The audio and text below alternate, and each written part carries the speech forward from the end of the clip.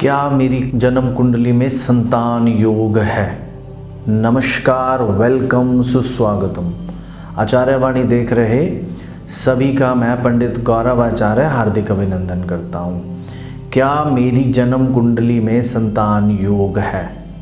ये सवाल उन लोगों का है जिन लोगों के घर में संतान का सुख नहीं है, जिन लोगों का विवाह के बाद कुछ साल हो चुके हैं और परमात्मा ने उन पर संतान सुख की कृपा नहीं की है।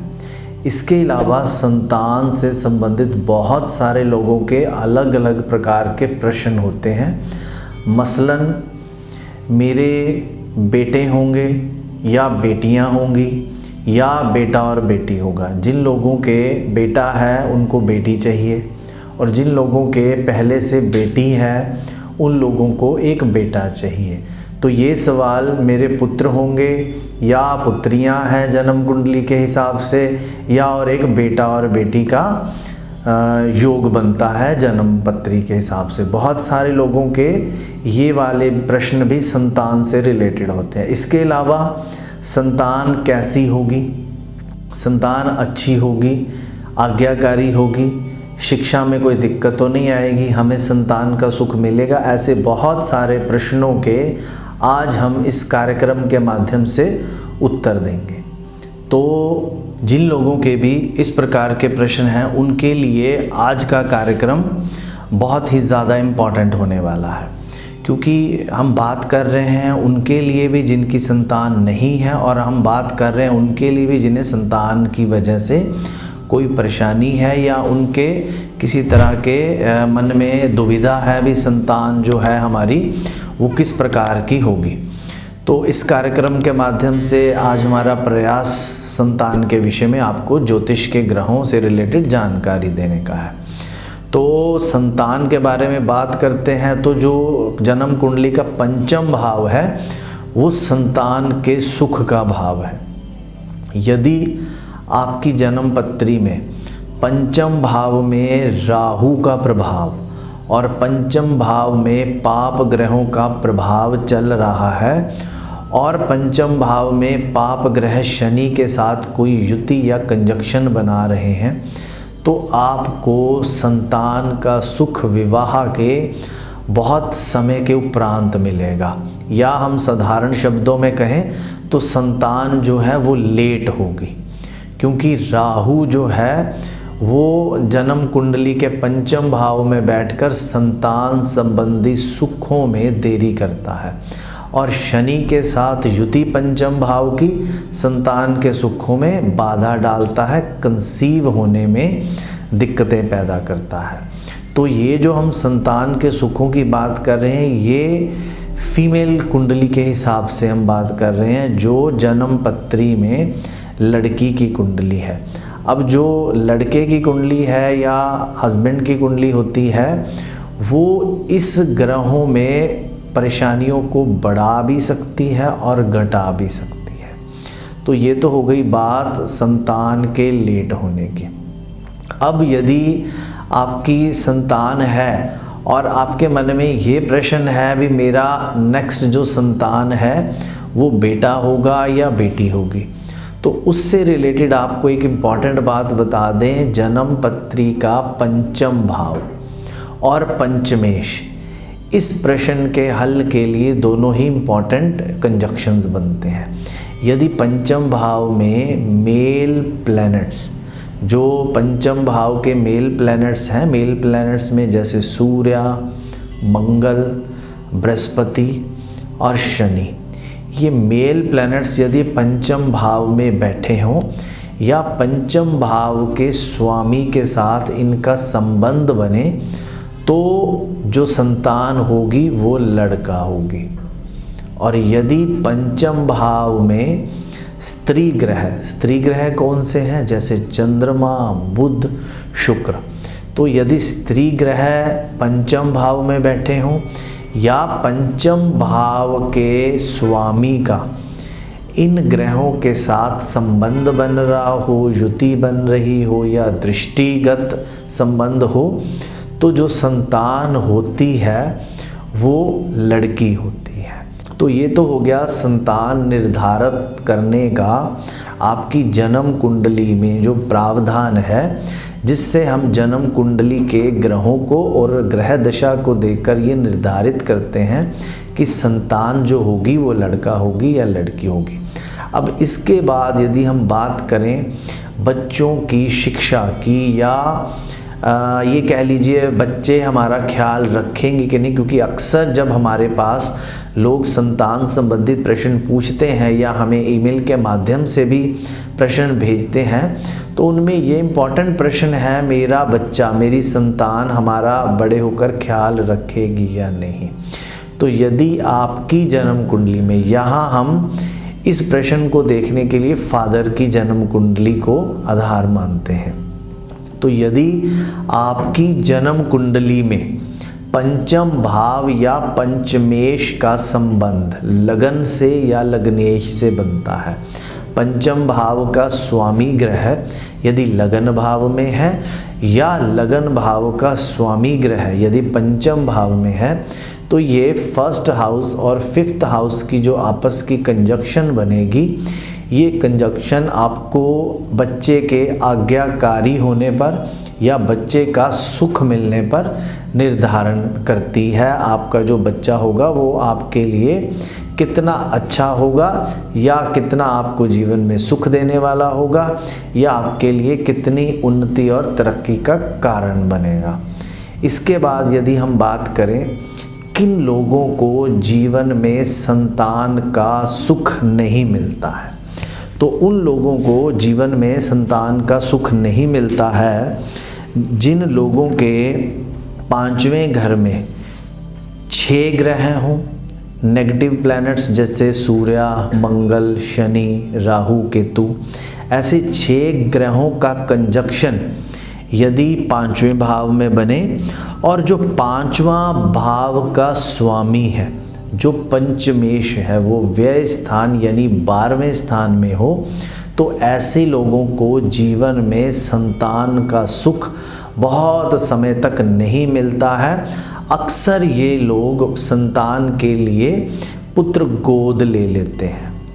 तो संतान को गोद लेने के जो ग्रह योग बनते हैं, संतान का सुख ईश्वर की दया से या खुद की कोख से नहीं मिलता है, लेकिन संतान के सुख के लिए ये बच्चा गोद ले लेते हैं। तो ऐसे जो ग्रहों का योग है वो पंचम भाव में यदि 6 पाप ग्रहों का कंजक्शंस बने, यानी 6 ग्रह सूर्य, मंगल, शनि, राहु, केतु, ऐसे 6 ग्रह यदि पंचम हाउस में बैठे हों और जो 5वें घर का स्वामी है या पंचमेश है वो व्यय स्थान यानी 12वें स्थान में हो, तो ऐसे लोगों को पुत्र गोद लेने के बाद ही संतान का सुख मिलता है। और इसके बाद यदि हम बात करें किन लोगों को जीवन में संतान की उत्पत्ति, संतान होने का सुख तो मिलता है, लेकिन जीवन भर उन्हें संतान की तरफ से कष्ट मिलते हैं, तो ऐसे जो ग्रहों में योग हैं वो यदि पंचम भाव का स्वामी 6ठे भाव में, 8वें भाव में या 12वें भाव में हो, या 6ठे, 8वें और 12वें भाव के स्वामी तीनों ग्रह यदि पंचम भाव में आकर बैठ जाएं या दृष्टि गोचर से पंचम भाव पर अपना प्रभाव डालें, तो ऐसे लोगों को जीवन में संतान तो मिलती है, लेकिन संतान का सुख ना के बराबर मिलता है और जीवन में उनकी तरफ से कष्ट और परेशानियां मिलती हैं। तो जिन लोगों को जीवन में संतान का सुख नहीं है उनके लिए भी हमने आज इम्पोर्टेंट योग बताए, और इस प्रोग्राम के एंड में हम जिन लोगों को संतान के सुख में कमी है, संतान होने में दिक्कत है, उनके लिए एक ऐसा उपाय जो हमारे बुज़ुर्गों ने बहुत ही मेहनत से कई साल पहले ग्रंथों में खोज कर और बहुत सारे लोगों पर आजमा कर प्रैक्टिकली इसका रिजल्ट देखा है, ऐसा उपाय हम आपको आज बताएंगे। तो आगे बात हो रही है संतानहीनता, यानी कि जिन लोगों को जीवन में संतान का सुख नहीं मिलता, खुद की संतान भी नहीं होती और गोद भी नहीं लेते और किसी भी प्रकार से संतान के सुख में जीवन भर कमी रहती है, इन लोगों को जन्म पत्री में संतानहीनता के योग मिलते हैं। तो ऐसे लोगों में यदि पंचम भाव का स्वामी राहु के साथ संबंध बनाए या राहु पंचम भाव में बैठा हो, पंचम भाव राहु का संबंध बने और पंचम भाव के साथ अष्टम भाव के जो स्वामी ग्रह हैं उनका कंजक्शन हो या उनके साथ संबंध बने, राहु का पंचम भाव का और अष्टम भाव का यदि ये कंजक्शन आपकी जन्म कुंडली में बनता है तो संतान की तरफ से दिक्कतें तो भी मिलती हैं और संतान नहीं भी होती है।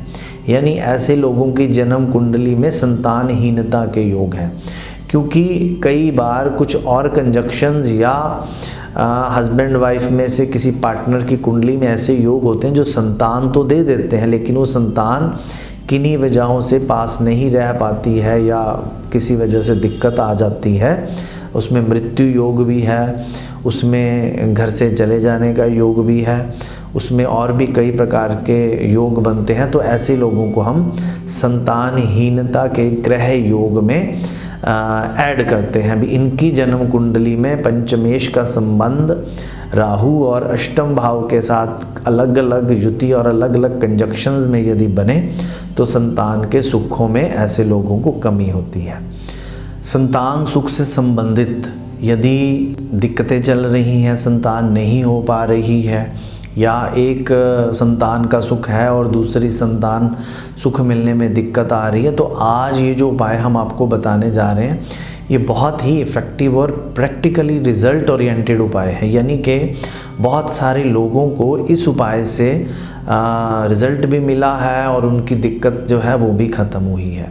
यदि मन में इस उपाय को करते समय किसी प्रकार की दुविधा या संदेह हो तो आप हमसे मिलकर परामर्श भी ले सकते हैं या किसी भी विद्वान से आप मिलकर इस उपाय के बारे में विवेचना करके फिर उपाय कर सकते हैं। तो इस उपाय में आपको करना क्या है, जिस स्त्री को गर्भ ठहरने में दिक्कत है या किसी प्रकार की दिक्कतें आती हैं गर्भ ठहरने के बाद और संतान सुख में कमी है, तो उस स्त्री ने आटे का एक पेड़ा बनाना है। वो जो आटा हो वो गेहूं का छिलके वाला आटा होना चाहिए, क्योंकि आजकल मार्केट में जो कई बार गेहूं मिलता है उसमें छिलका नहीं होता है। तो गेहूं को पिसा हुआ या खुद गेहूं लेकर उसको मोटा मोटा पीस लें। तो ऐसा एक पेड़ा बनाना है। उस पेड़े में 4 चुटकी हल्दी, 4 चुटकी शक्कर, 4 साबुत सुपारी और 4 चुटकी नारियल का बुरादा। 4 चुटकी, एक बार फिर से सुन लीजिए, 4 चुटकी हल्दी, 4 चुटकी शक्कर गुड़ वाली और 4 साबुत सुपारी। साबुत सुपारी जो है वो भीगी हुई होनी चाहिए। उसको 2-4 दिन पहले पानी में भिगोकर अच्छी तरह से वो अपने रखना है।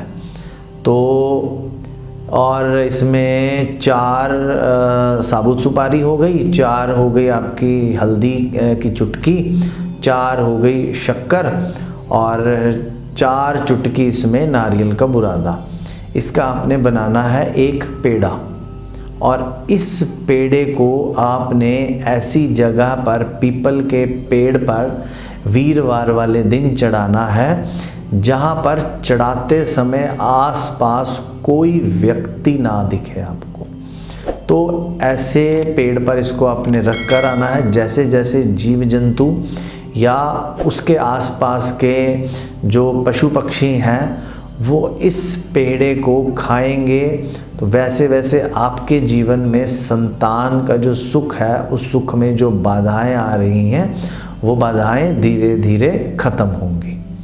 तो इस उपाय को करने में, इस उपाय को समझने में यदि किसी प्रकार की दिक्कत हो तो आप हमसे मिल सकते हैं, फ़ोन कॉल कर सकते हैं, नीचे स्क्रीन पर दिए नंबर है। तो आज के इस प्रोग्राम में हमने एक ईमेल लेना है, जो बहुत दिन हो गए हमारे पास ईमेल्स लोगों के आ रहे हैं। तो जो आज का हम ईमेल लेंगे वो हम लेंगे राम प्रकाश जी का। इनका डेट ऑफ बर्थ है 3 दिसंबर 1980 और सुबह के 9:30 और फिरोज़पुर का जन्म है। इनका सवाल है, ये राजनीति में आना चाहते हैं और राजनीति से संबंधित करियर में या राजनीति से संबंधित उत्थान में किस प्रकार के इनके योग हैं। तो राम प्रकाश जी, आपकी जन्म पत्री धनु लगन की है और सूर्य जो है आपका 12वें भाव में है। 38 साल के बाद सूर्य का जो प्रभाव है वो धीरे धीरे बढ़ेगा। तो 38 साल की आपकी उम्र हो चुकी है और इस उम्र के बाद धीरे धीरे जो है वो योग बनेंगे। इसमें आपने उपाय क्या करना है, सूर्य को उच्च करने के लिए हल्का गुलाबी माणिक 10 रत्ती का धारण कर लीजिए और मस्तक, जीभ और नाभि पर आपने केसर का तिलक करना है। डेली ये केसर का तिलक करें और ये आप धारण करें।